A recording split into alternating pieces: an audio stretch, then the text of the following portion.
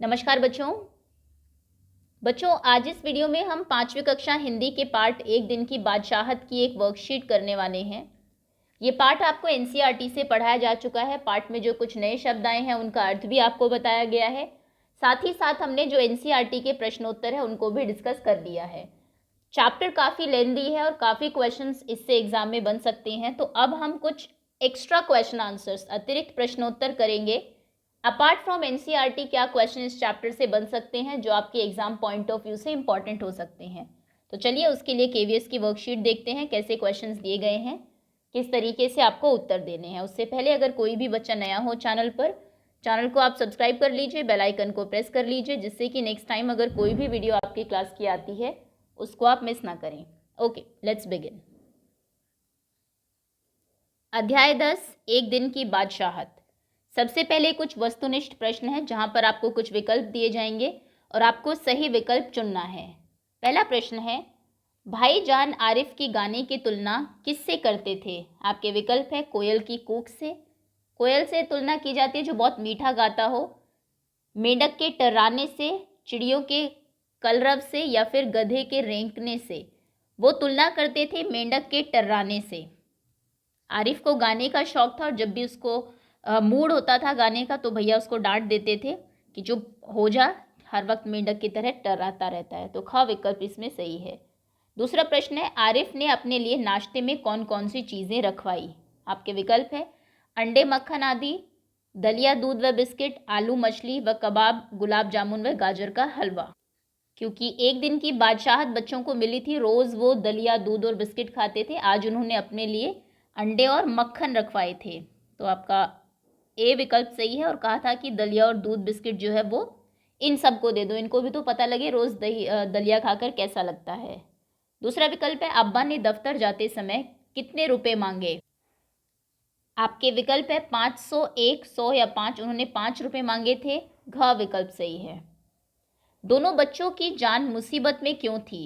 बड़ों के गाने से, बड़ों के मनाने से, बड़ों की लगाई पाबंदियों से, या फिर बड़ों के डांटने से। उन्होंने जो पाबंदियां उनके ऊपर लगा रखी थी, रोज़ वो मिर्च का सालन ही खाते थे, खाने में भी वही था, फिर डांटते भी थे छोटी छोटी बातों पर। तो ग विकल्प इसमें सही होगा, उससे वो काफ़ी परेशान थे। दादी नाश्ते में क्या पी रही थी? बादाम का हरीरा, खीरे का सूप, गर्म पानी, संतरे का जूस। वो बादाम का हरीरा पी रही थी। क विकल्प सही है। घर में शोर किससे सबसे ज़्यादा बुरा लगता था? अब्बा को, अम्मा को, दादी को या दीदी को? दादी को शोर सबसे ज़्यादा परेशानी थी। वो हमेशा ही जब बच्चे घर पर होते थे तो बोलती थी कि इनको बाहर भेज दे, इतना चिल्ला रहे हैं, मेरा जो दिमाग है वो फटा जा रहा है शोर की वजह से। और जब बच्चे बाहर जाते तो अम्मी कहती थी बाहर क्यों गए? तो ग विकल्प इसमें सही होगा, दादी को शोर से सबसे ज़्यादा परेशानी थी, सबसे ज़्यादा बुरा लगता था। अब कुछ सही गलत आपके स्टेटमेंट्स हैं। आरिफ और सलीम ने अलग अलग योजना नहीं बनाई थी, ये गलत है। उन्होंने काफ़ी सारी अलग अलग योजनाएं बनाई थी लोगों को सबक सिखाने के लिए। दूसरा, अम्मी ने खाने से पहले दांतों की सफाई नहीं की थी, ये भी सही है। उसकी वजह से बीच में बच्चे जो हैं उनको टोकते भी है। हालांकि अम्मी कहती है कि उन्होंने दांत साफ कर लिए, तो आई थिंक ये स्टेटमेंट गलत होगी। उनके दांत खराब ज़रूर थे पान खाने की वजह से, लेकिन जब बच्चे कहते हैं, टोकते हैं उनको कि दांत देखिए कितने गंदे हैं, तो अम्मी ने कहा था कि मैं तो दांत जो है वो साफ़ कर चुकी हूँ, फिर भी उन्होंने उनको उठा दिया था कि नहीं चलिए उठिए साफ़ करिए। तो आई थिंक ये गलत है, वो साफ़ कर चुकी थी। अब्बा अपने कपड़े देखकर शर्मिंदा हो गए थे, ये भी बिल्कुल सही है। पहले बच्चों ने उन्हें टोका था कि आपके बाल कैसे हैं, कपड़े कैसे हो रखे हैं, मैले कपड़े हैं, सब हंसे, लेकिन बाद में वो अपने कपड़े देखकर अब्बा सचमुच ही बहुत शर्मिंदा हुए। अब्बा को गज़ल के लिए सलीम ने टोका, ये गलत है। अब्बा को गज़ल के लिए आरिफ ने टोका था जब वो बैठकर गज़ल सुन रहे थे कि बहुत देर हो गई है, बस कीजिए, अब फ़ौरन ऑफिस जाइए, 10 बज गए हैं। अम्मी शाम को देर से आऊँगा, भाईजान ने कहा, ये बिल्कुल सही है। चलिए आगे आते हैं। निम्न शब्दों में से उचित शब्द का प्रयोग करके रिक्त स्थान आपको भरने हैं। शब्द है आपके दादी, नकल, अब्बा, सलीम, अम्मी, खानसामा, आपा, भाईजान। ओके, खाली जगह सुबह सुबह आरिफ और सलीम को जगा देती थी। अम्मी रोज़ सुबह सुबह दोनों को जगा देती थी, वो भी तब जब वो बड़े अच्छे सपने देख रहे होते थे, कोई दोस्तों के साथ कव्वाली गा रहे हैं या फिर आइसक्रीम खा रहे हैं। खाली जगह की डांट सुनकर आरिफ गाना बंद कर देता था भाईजान की डांट सुनकर। वो कहते थे कि क्यों मेरठ की माफ़ करिएगा, मेढक की तरह टर्रा रहा है। आरिफ और सलीम की बात सुनकर, योजना सुनकर खाली जगह ने डांट पिलाई। उनकी योजना के बाद अम्मी ने उन्हें डांट लगाई थी, हालांकि अब्बा बाद में मान गए थे। अम्मी ने कहा था कोई ज़रूरत नहीं है उधम मचाने की। आगे है, सलीम ने किताब रखकर अम्मी की खाली जगह उतारी, अम्मी की नकल उतारी। ओफो, खाली जगह तो शोर के मारे दिमाग पिघलाए दे रही है। ये है कि दादी तो शोर के मारे, क्योंकि हमेशा दादी उनके शोर से परेशान थी, लेकिन जब एक दिन उनकी बादशाहत आई, उनका समय आया, तो उन्होंने भी वही जो डायलॉग्स थे जो दादी मारती थी उनके ऊपर, उन्होंने वही चीज़ें दादी को कही। ओके, तो ये आपके खाली स्थान थे। गद्यांश को पढ़कर पूछे गए प्रश्नों के उत्तर आपको देने हैं। सलीम की आंख खुली तो आपा नाश्ते की मेज सजाए उन दोनों के उठने का इंतज़ार कर रही थी। अम्मी खानसामा को हुक्म दे रही थी कि हर खाने के साथ एक मीठी चीज़ ज़रूर पकाया करो। अंदर आरिफ के गाने के साथ भाईजान मेज का तबला बजा रहे थे और अब्बा सलीम से कह रहे थे स्कूल जाते वक्त एक चवन्नी जेब में डाल लिया करो, क्या हर्ज है। पहला प्रश्न, ये सारी जो चीज़ें हैं ये एक दिन की बादशाहत के अगले दिन जो लोगों के व्यवहार में बदलाव आया उस समय की है। जब सलीम उठा तो आपा क्या कर रही थी? जब सलीम उठा तो आपा नाश्ते की मेज सजाए उन दोनों के उठने का इंतज़ार कर रही थी। ये आप यहाँ लिख लेंगे, दोबारा लिखने का कोई फ़ायदा नहीं है, उत्तर ऊपर ही दिया है आपको। अम्मा ने खानसामा को क्या हुक्म दिया? अम्मा ने खानसामा को हुक्म दिया कि हर खाने के साथ एक मीठी चीज़ ज़रूर पकाया करो। ये दूसरे प्रश्न का उत्तर है। भाईजान क्या कर रहे थे? भाईजान मेज का तबला बजा रहे थे। तीसरा, आगे है, अब्बा ने सलीम को स्कूल जाते वक्त कितने पैसे लेने को कहा? उन्होंने एक चवन्नी यानी कि 25 पैसे। आजकल आपको देखने को नहीं मिलेंगे, लेकिन पहले ये चलते थे। 25 पैसे एक चवन्नी लेने को कहा। अब कुछ अति लघु उत्तरीय प्रश्न है।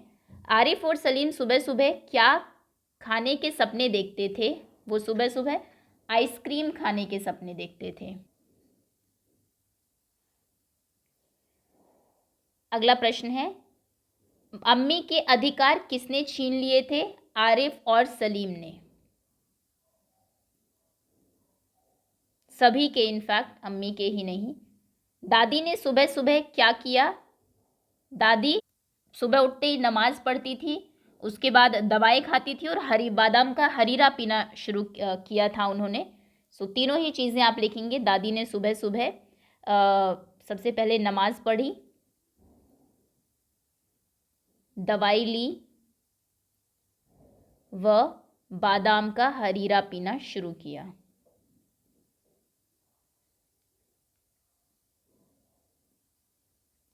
पिया लिख दीजिए। चलिए आगे है, अम्मी ने खानसामा से क्या क्या बनाने को कहा? आलू, गोश्त, कबाब व मिर्च का सालन।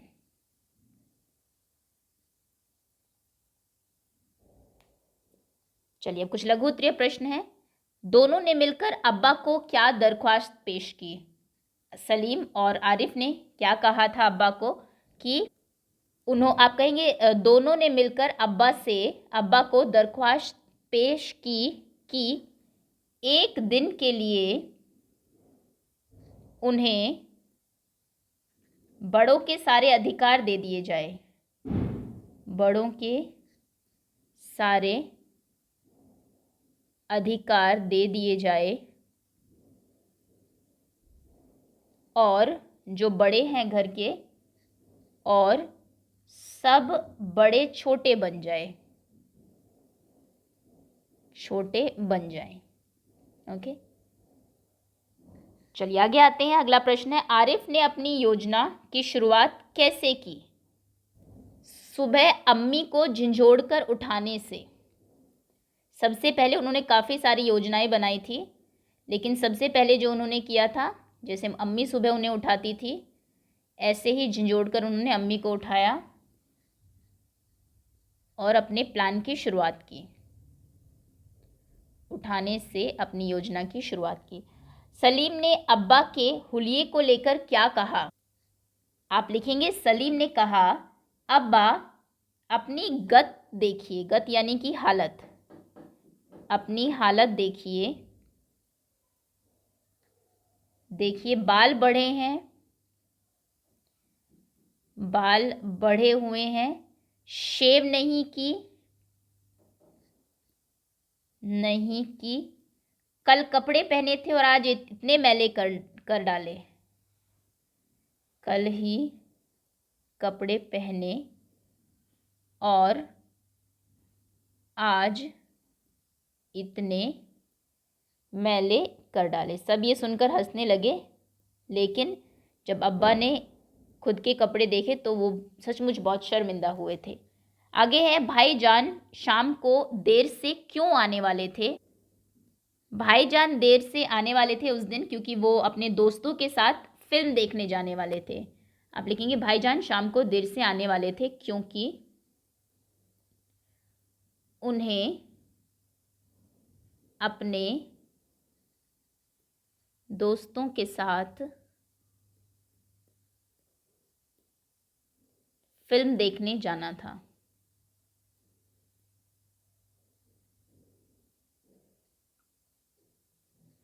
चलिए आगे है, आपा ने भारी साड़ी क्यों पहनी थी? आपा ने भारी साड़ी पहनी थी क्योंकि उनके कॉलेज में फंक्शन था।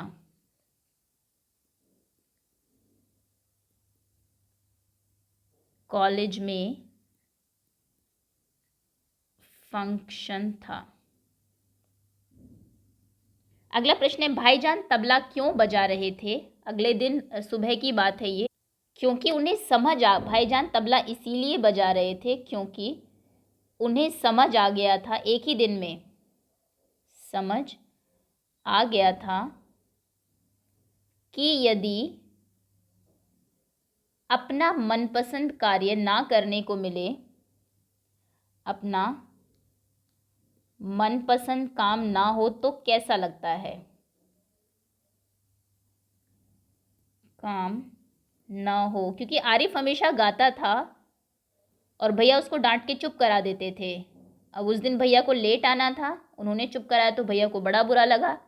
तब उन्हें पता लगा कि जब मैं इन्हें चुप कराता हूँ तो इनका काम करने से मना करता हूँ तो इन्हें कैसा लगता है, इसलिए वो अगले दिन खुद उठकर तबला बजा रहे थे जब आरिफ गा रहा था। अब्बा ने क्या सोचकर आरिफ की बात मान ली? अब्बा ने सोचा होगा कि हम ही हुक्म चलाते हैं, क्यों ना एक दिन ये हक इन्हें भी दिया जाए।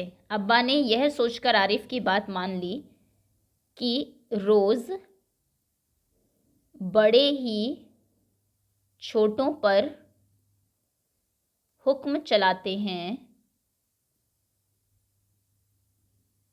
क्यों ना इन्हें भी एक दिन ये अधिकार दिया जाए, भी दिन के लिए ये हक दिया जाए, हक या अधिकार जाए। चलिए अगला प्रश्न है, अब कुछ दीर्घ उत्तरीय प्रश्न है। सलीम ने अम्मी को किस बात के लिए टोका? अम्मी को खाना छोड़कर गुसल खाना क्यों जाना पड़ा? सलीम ने अम्मी को उनके जो दांत थे वो काफ़ी गंदे हो गए थे, इस बात के लिए टोका था और उन्हें अपने दांत को साफ करने के लिए तुरंत खाना छोड़कर गुसल खाना जाना पड़ा था। आप लिखेंगे सलीम ने अम्मी को उनके गंदे दांतों के लिए टोका, दांतों के लिए टोका, उन्हें दांत साफ करने के लिए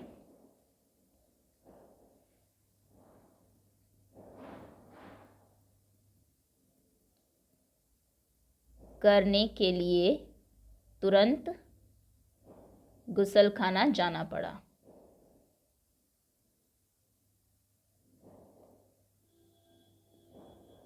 चलिए अगला प्रश्न है, अब्बा को किन किन बातों के लिए बच्चों द्वारा टोका गया?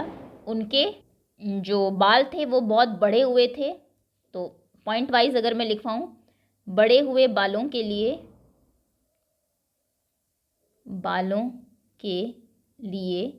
शेव न करने के लिए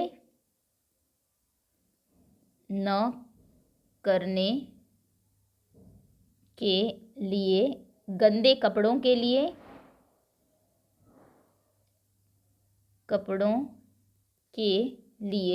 और 5 रुपये मांगने के लिए, यानी दोस्तों के साथ बहुत देर तक बैठे रहने के लिए भी, दोस्तों के बीच बैठकर गज़ल सुनने के लिए, क्योंकि वो बहुत देर तक वहीं बैठे हुए थे, साथ बैठकर।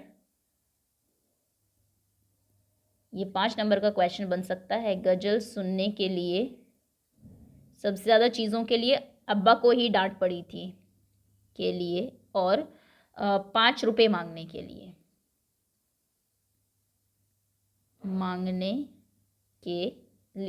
ठीक। चलिए अगले प्रश्न पर आते हैं। दादी क्यों चीखने चिल्लाने लगी जब आरिफ वो किसी के साथ झगड़ा कर रही थी। दादी, आरिफ उनको टोकता है, जैसे दादी हमेशा आरिफ को टोकती थी। तो वो कहता है कि दादी, शोर के मारे आपने हमारा दिमाग पिघला दिया। ये सुनकर दादी जो है वो चीखना चिल्लाना शुरू कर देती है। सो आरिफ की बात सुनकर दादी चीखने चिल्लाने लगी। अगला प्रश्न है, भाई साहब से आरिफ और सलीम ने क्या क्या कहा। उन्होंने कहा, खबरदार, कोई ज़रूरत नहीं है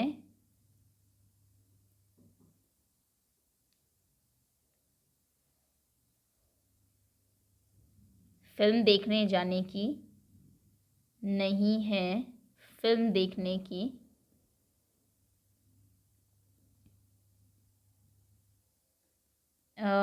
इम्तिहान करीब है, यानी कि एग्ज़ाम्स पास में ही हैं, इम्तिहान करीब है,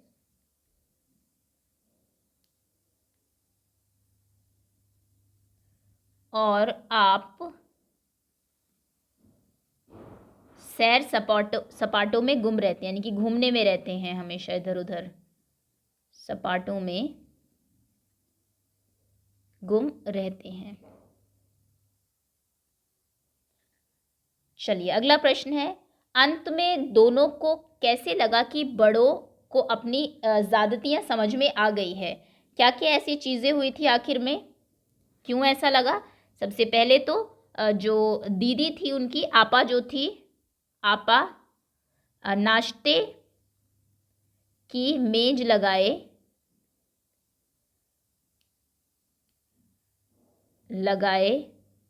उनका इंतज़ार कर रही थी। हमेशा उल्टा ही होता था वैसे, वो उनको जाके झंझोड़ कर उठाती थी, सुबह कर रही थी।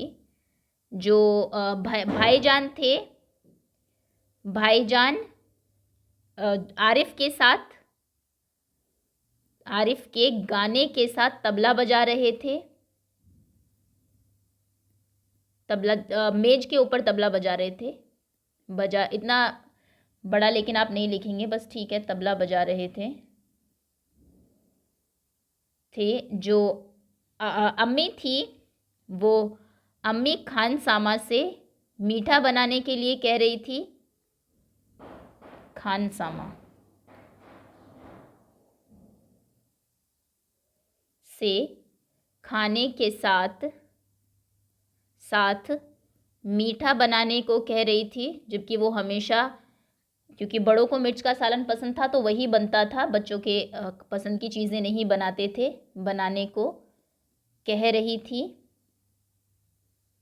और जो अब्बा है, अब्बा ने सलीम को चवन्नी देने को कहा, चवन्नी देने, तो इससे पता लगता है, देने को कहा, जिससे पता लगता है कि बड़ों को अपनी ज़्यादतियाँ समझ में आ गई थी।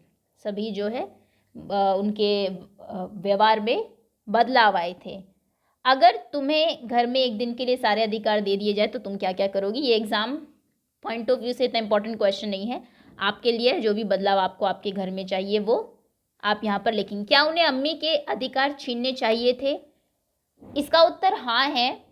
हाँ, क्योंकि जैसे कि हमने देखा बच्चों को गलतियों पर डांट पड़ती है, लेकिन पाठ में कई सारी चीज़ों से बच्चे बहुत परेशान थे, तो ठीक है हाँ, क्योंकि बड़ों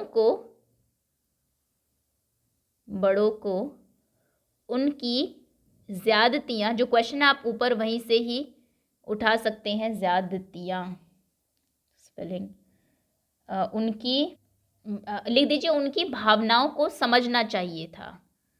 भावनाओं को समझना ज़रूरी था कि वो कैसा महसूस करते हैं, समझना ज़रूरी था। ठीक, चलिए। हालांकि कोई दूसरा तरीका भी हो सकता था, वो बैठ के बातें भी कर सकते थे, पर चलिए ठीक है, हाँ भी लिख सकते हैं आप, नहीं भी लिख सकते हैं, मर्जी है आपकी, आपके ऊपर है, जैसा भी आप महसूस करते हैं कहानी पढ़ने के बाद। चलिए आगे आते हैं, पाठ भाषा आधारित प्रश्न। सबसे पहले है विलोम शब्द आपको लिखना है। इकरार करना यानी कि मंजूरी देना किसी चीज़ की, इसका उल्टा होता है इनकार करना यानी कि मना कर देना। सुबह यानी कि शाम, वक्त, बेवक्त, सब्र, बेसब्र, अधिकार, कर्तव्य, अधिकार होते हैं आपके पास जो पावर है, कर्तव्य जो काम है, अधूरी, पूरी, पाबंदी, छूट। ओके, अगला प्रश्न है मुहावरों का अर्थ लिखकर वाक्य में प्रयोग कीजिए। तू मैं करना यानी कि बहस करना। दादी सुबह सुबह किसी से तू मैं कर रही थी।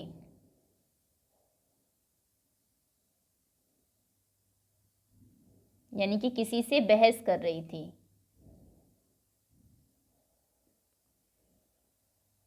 तू मैं कर रही थी। पांव पटकना, खूब कोशिश करना जैसे बच्चों ने अपनी बात मनवाने के लिए खूब पैर पटके यानी कि कोशिश की। आपको ज़रूरी नहीं है कि सेंटेंस आप सारे जो आपके पार्ट है उसी से ही ले, आप वैसे भी कर सकते हैं। जैसे कि जो राम है वह कक्षा के मॉनिटर से तू मैं करने लगा, या फिर पांव पटकना में आप कर सकते हैं, किसी भी का भी नाम लिख दीजिए। मोहन कक्षा में प्रथम आने के लिए या फिर अपनी बात मनवाने के लिए अपने माता पिता के सामने पैर पटक रहा था। खून का घूंट पीना, अपमान सहना, सबके सामने डांटे जाने पर वह खून का घूंट पीकर रह गया, है ना। डांट पिलाना, डांटना, परीक्षा में कम अंक आने पर सोहन के पिताजी ने उसे खूब डांट पिलाई। दिमाग पिघलाना, परेशान करना, बाहर शोर सुनकर मेरा दिमाग पिघल गया, परेशान करना। आगे है कोष्ठक में दिए गए शब्दों के वचन बदलकर वाक्यों को पूर्ण करिए। लेकिन मिठाइयों से खाली जगह कैसे खाई जाएंगी? यहाँ पर रोटी है, रोटी का बहुवचन होगा रोटियां। मिठाइयों से रोटियां कैसे खाई जाएगी? अब्बा नई गजलें सुना रहे थे। वे दोस्तों के साथ बैठकर कव्वालियां गा रहे थे। दादी ने नमाज पढ़ने के बाद दवाइयाँ खाई। खाने के साथ मीठी चीज़ें ज़रूर पकाया करो। जैसे हम रोज़ सिर्फ मिर्चों के सालन से खाते हैं। तो जो ब्रैकेट में आपको शब्द दिए हैं उनका बहुवचन लिख के आपको सेंटेंस को कंप्लीट करना है, वाक्यों को पूरा करना है। अगला प्रश्न है निम्न वाक्यों में से अकर्मक और सकर्मक क्रिया छांटकर लिखो। सकर्मक क्रियाएं आपकी वो होती है जहाँ पर क्रिया जो है, काम जो हो रहा है उसका प्रभाव किसी अन्य चीज़ पर भी पड़े। अकर्मक क्रिया वो होती है जिसका किसी पर कोई इफेक्ट नहीं पड़ता। जैसे सोना, राम सो रहा है तो इसका कोई इफेक्ट नहीं, ये अकर्मक क्रिया है, अपने आप ही हो रही है। कोहली ने क्रिकेट खेला तो क्रिकेट को खेला है, खेलने का इफेक्ट क्रिकेट के ऊपर पड़ रहा है, तो ये सकर्मक क्रिया है। सकर्मक। मैंने फल खाया, खाना भी एक सकर्मक क्रिया है, उसमें भी कोई काम हो रहा है और इफेक्ट जो है वो फल के ऊपर पड़ रहा है। राधिका जोर से हंसी, हंसना एक अकर्मक क्रिया है, इसका इफेक्ट किसी के ऊपर नहीं हो रहा। मनोहर ने गीत गाया, ये भी एक अकर्मक क्रिया है। आगे आते हैं, हम चलने लगे, ये एक अकर्मक क्रिया है, अगर कहीं पहुंचते तो फिर वो सकर्मक होती। माली ने पौधों को पानी दिया, ये सकर्मक है, काम हो रहा है और इफेक्ट जो है वो पौधों के ऊपर पड़ रहा है। आगे है, निम्न लिखित शब्दों का उचित मिलान आपको करना है। मैले, मैले हैं कपड़े, बढ़िया नाश्ता, भारी साड़ी, सफ़ेद कमीज, बूढ़ी दादी, मीठे चावल, मीठे चावल। चलिए आगे आते हैं। अब कुछ ज्ञान आधारित प्रश्न है, लिंग आपको बदलने हैं। अम्मी, अब्बा, मुर्गी, मुर्गा, दादी, दादा, भाई, बहन, आपा, आपा, भाईजान, बादशाह, बेगम। कुछ मूल्य आधारित प्रश्न है। बच्चों को जंक फूड खाना अच्छा लगता है, परंतु बड़े लोग प्रायः इस पर रोक लगा देते हैं, क्या बच्चों को बड़ों को ऐसा करना उचित है, यदि हाँ तो क्यों? तो देखिए, पाठ को पढ़ के ऐसे नहीं सोचना है आपको कि बड़े लोग जो भी हमें कहते हैं वो गलत ही है, या फिर जैसा कि आरिफ और उन्होंने किया वैसा ही आप भी करो। बड़े लोग जो है चीज़ें हमेशा हमारी भलाई के लिए ही कहते हैं, जैसे कि जंक फूड का दिया हुआ है, अक्सर बच्चों को देखा गया है, आप चिप्स खाते हैं, बाहर की जो चीज़ें हैं बनी हुई वो खाते हैं, बड़े आपको मना करते हैं, तो ये रोक लगाना बिल्कुल उचित है।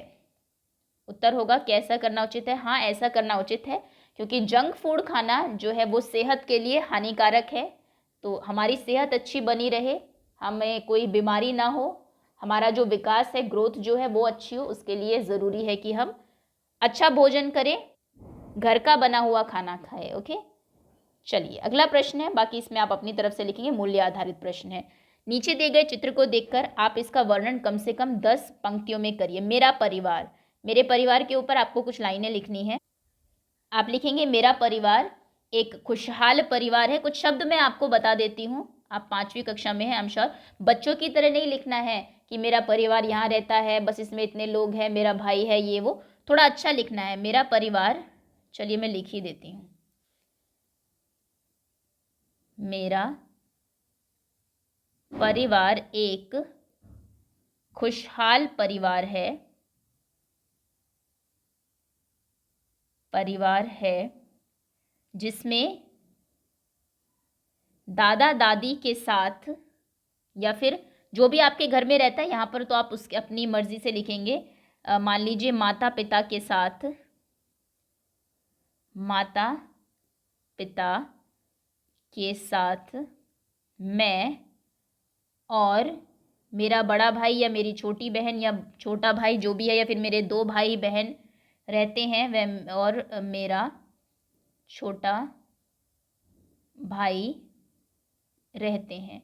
फिर कैसा आपका परिवार है? हम मध्यम वर्गीय, हमारा मध्यम वर्गीय परिवार है, परिवार है।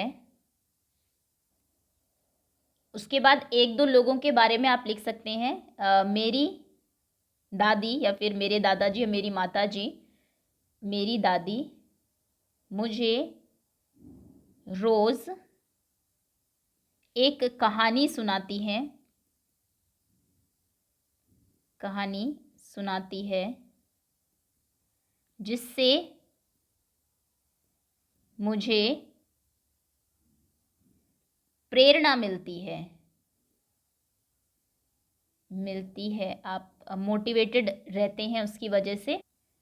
हम सभी मिलजुल कर, हम सभी सुख में और दुख में एक दूसरे का साथ देते हैं,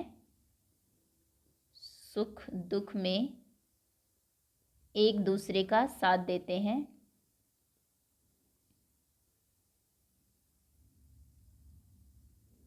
देते हैं। सभी मिलजुल कर घर का कार्य करते हैं।